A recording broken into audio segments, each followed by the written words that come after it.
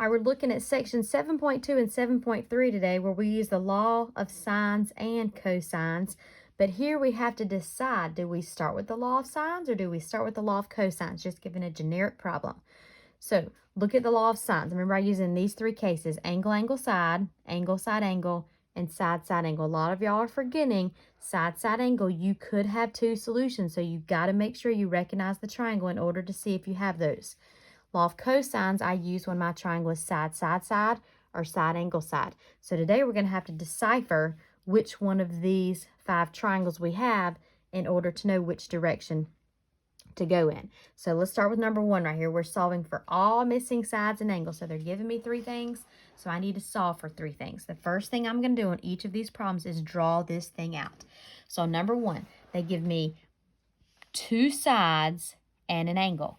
Now, if they give me 2 sides and an angle, 2 sides and an angle, it could possibly be this right here, side, side, angle, or it could be side, angle, side. So let's draw this out to figure out what kind of triangle that we have going on. Now, my figures are not drawn to scale. All right, so A happens to be 16, B happens to be 20, but look here. Beta and B are straight across from each other. So remember, when we have that, we're going to put our angle in the bottom left, the side across from it, which matches this, which is B, so this is 20, and my other side is scooting right here, which is 16. So when I look at this triangle, I see side, side, angle. That's this triangle with the star beside it. We call this the donkey case. So remember right here, we could have no solution, 1 solution, or 2 solutions based off of the triangle that we have. But regardless, I've got to use the law of sines to start this solution out. So looking at this is what I'm solving for right here, using to start me off. So across from 16, this was A, so this happens to be alpha.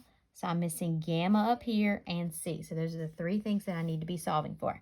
So starting with the law of sines, I'm going to do the sine of 40 over 20 equals the sine of alpha over 16. So I'm solving for alpha first. All right, using my calculator, this is the work that I need for you to show right here.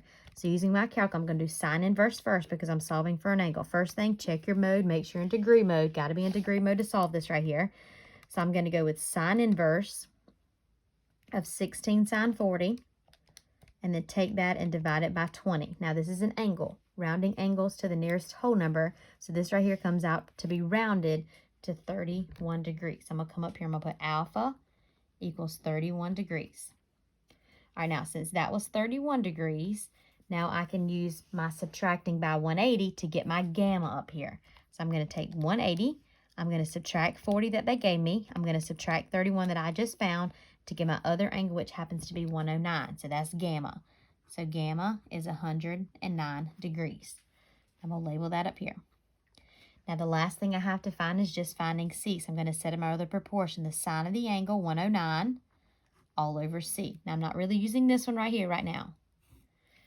So I'm looking at this right here. To solve for C, this is a side. All I'm going to do is cross multiply these two and then divide by the sine of 40. So 20 sine 109, and all that gets divided by the sine of 40. And this is a side. Side, we round to the nearest tenth. So it's going to be 29.4 is the value for C. So at least I got out one triangle. Now, this is what a lot of y'all are forgetting to do. You get one answer and you move on. But remember, I've got to go back and check this thing just to make sure that I don't have another triangle within this problem right here. So I'm going to take this same triangle, draw it out, label it like I had it, 40, 20, 16. Draw my isosceles triangle, which this happens to be 20. Across from 16, what do we get? Across from 16, we got out 31. If this is 31, this other base angle is 31 because of base angles theorem. And I'm going to subtract from 180 because remember this, I'm finding this little b angle right here. Remember, this is 40. I'm finding this little b angle right here. So I'm just going to take 180 and subtract 31 from it. And this right here comes out to be 149 degrees. Now, if I take 149 and I add 40 to it, that's going to be way too big for another triangle. That's going to be 189. So I do not have another triangle, and I just get out one solution. So this is my solution to that triangle. Now, remember, we use the law of sines. Why do we use the law of sines? Because this particular triangle was side, side, angle. And side, side, angle tells me I have to use the law of sines to begin with. All right, number 2. Number 2 should be very easy to notice, but I'm going to still go ahead and draw it out. just so you can see it. But if you notice, I'm giving all three sides. It doesn't matter where you put these. 10, 15, 12. Now remember, my figure is not drawn to scale. This is A, so across from A is alpha. That's something that I actually need to find. This is 15B, so across from 15 is beta. And this is C12, across from C happens to be gamma. Now, this is side, side, side. Since this is side, side, side, I need to use the law of cosines first. Now, in using the law of cosines, we always start with side, side, side with our biggest side. So my biggest side is 15, which means I need to solve for beta first, and I need to have work right here.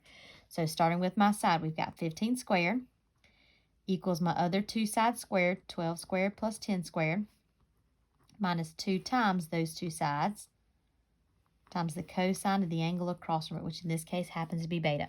So 15 squared equals 12 squared plus 10 squared minus 2 times 12 times 10. I put 12 times 10 and cosine of the angle that's across from it. Now, this is all solved within my calculator. There's my work right there.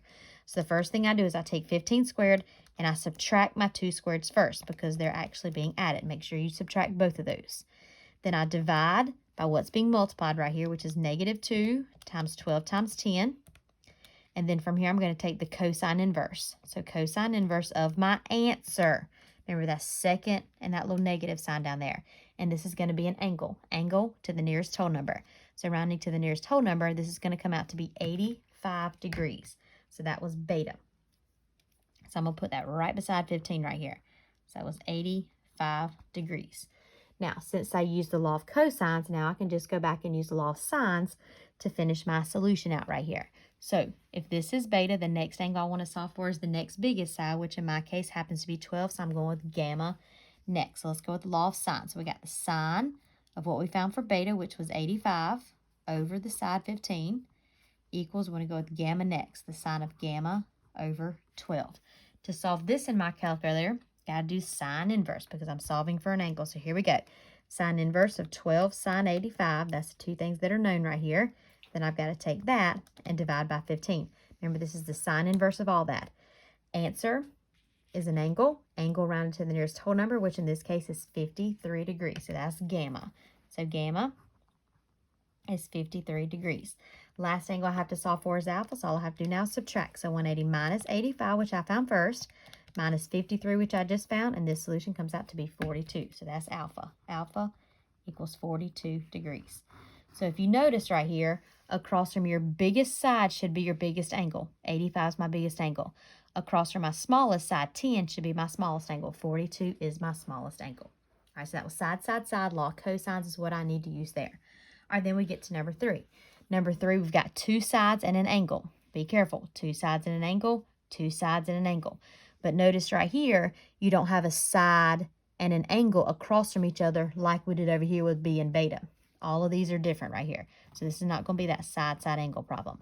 All right, so we're going to throw A anywhere we want to. Let's throw 42 right here, which means across from 42 is alpha, and I don't know that. We'll throw C over here, which is 60. Across from C is gamma. We don't know that either. And the measure of angle B, same thing as beta, is 58 degrees, which means across from this is side B, which I don't know. All right, looking at this triangle, this is side, angle, side. Side, angle, side, got to go with the law of cosines first. So solving this, I'm going to be using B to actually get to my solution. So here we go. B squared equals my two sides squared. Oh, that's 42, not 72. Minus 2 times those two sides, 60 times 42, times the cosine of the angle in between, which in this case happens to be 58.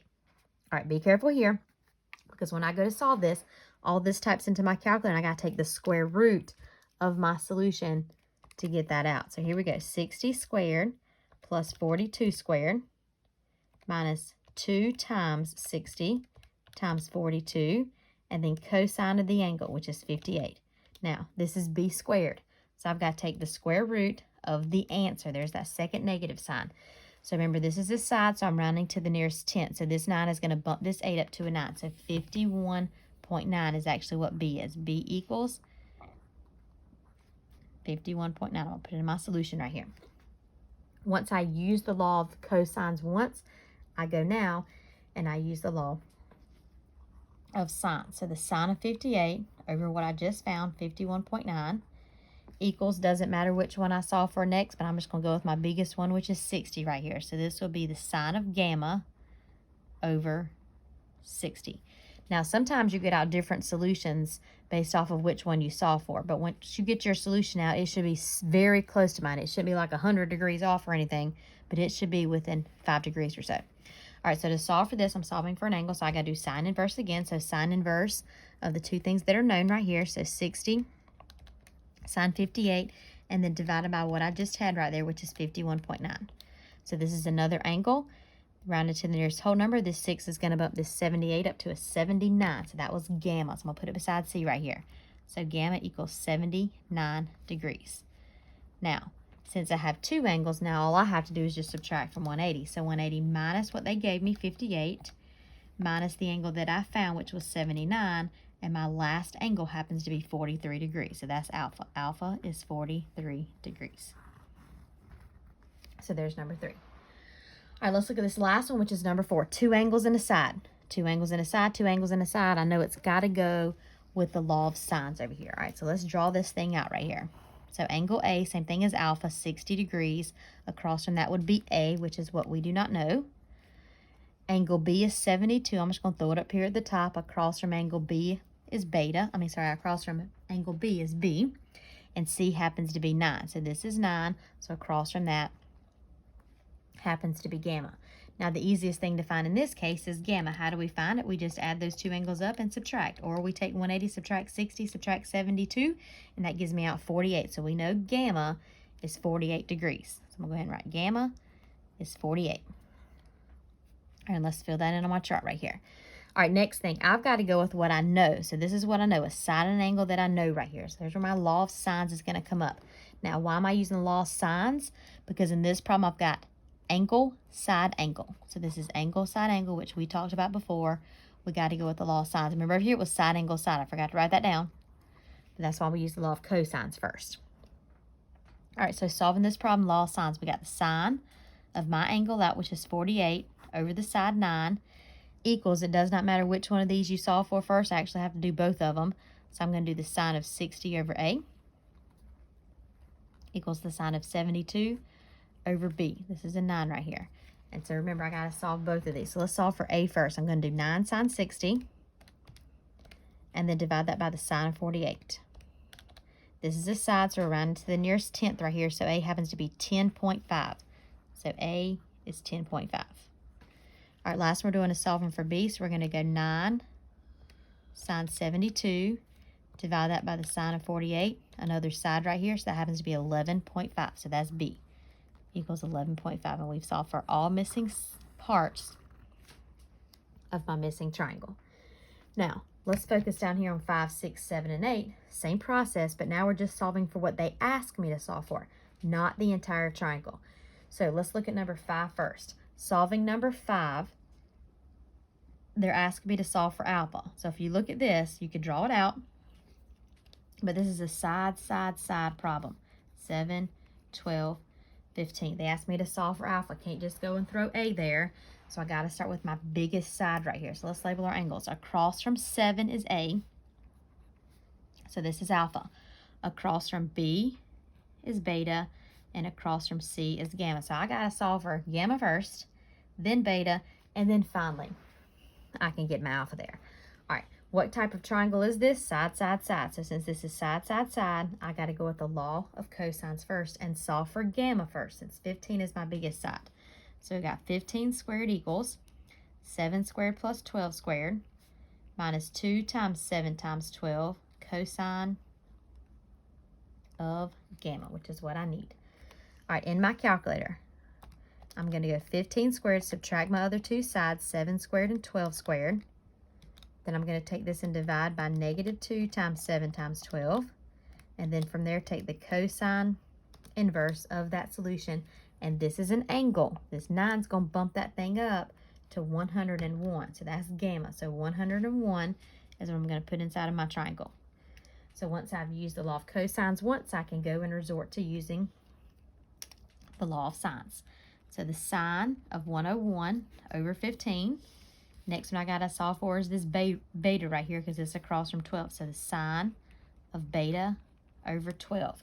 So sine inverse. So we've got sine inverse of 12 sine 101.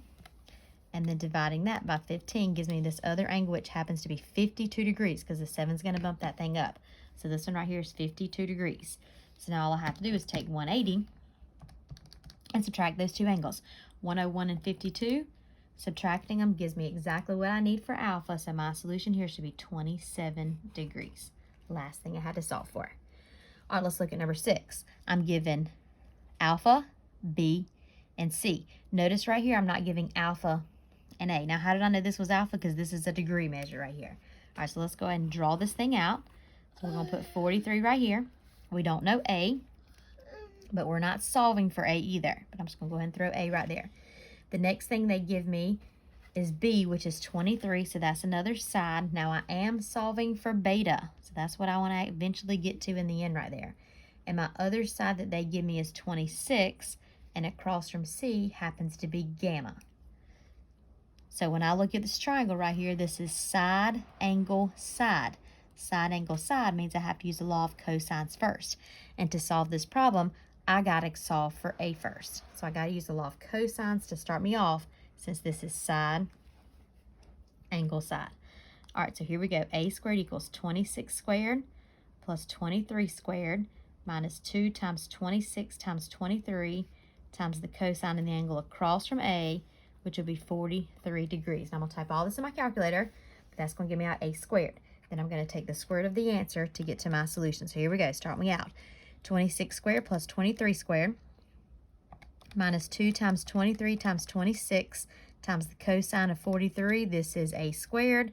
So I take the square root of that. Don't forget to do that. And right here we get out 18.2 rounded. Now that's A. We don't want to know A, but we had to find out A in order to get B. All right, so next thing I'm going to do is go straight to solving for beta, because remember here it doesn't really matter.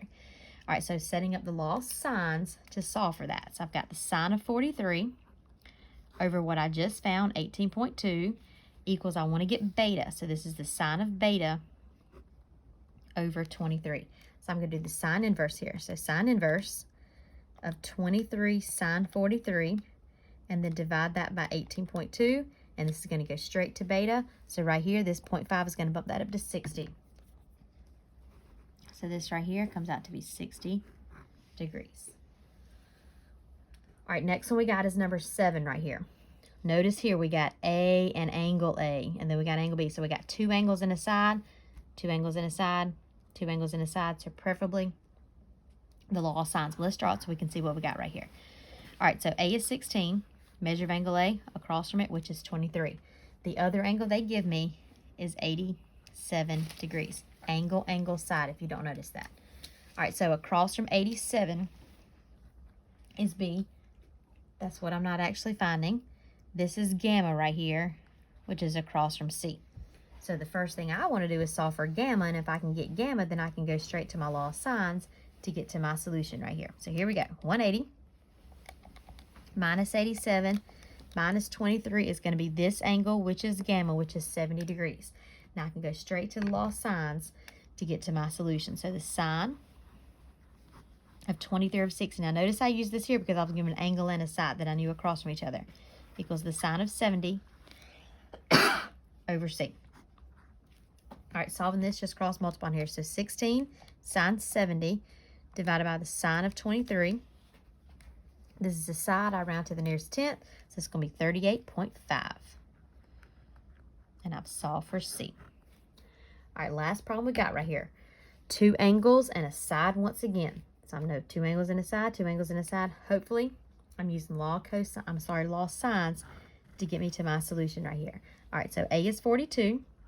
Across from that is A. I'm not trying to find that. C is 38. Across from angle C is side C. Not trying to find that.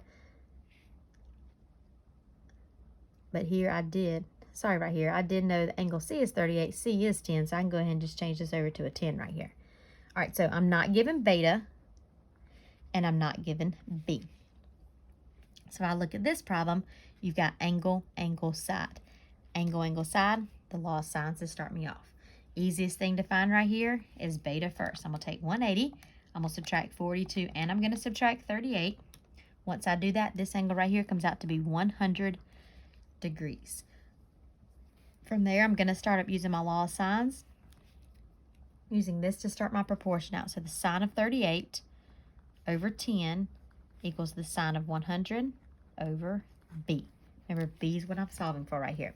So all I got to do is cross multiply. Cross multiply this way, and then divide by the sine of 38. So 10 sine 100 divided by the sine of 38 is going to give me this solution out rounded to the nearest tenth. This 9 is going to bump this up, which bumps the whole entire thing up for b to be 16. So remember when we solved this problem right here, we had angle, angle, side. So since it was angle, angle, side, we had to go back and use the law of sines. This one right here, same thing. Angle, angle, side. That's why we use the law of sines. I didn't have to touch the law of cosines. So this is how you take a problem and figure out of these 5 cases, which one is it? And then from there, it tells you the direction to go in using the law of sines or the law of cosines.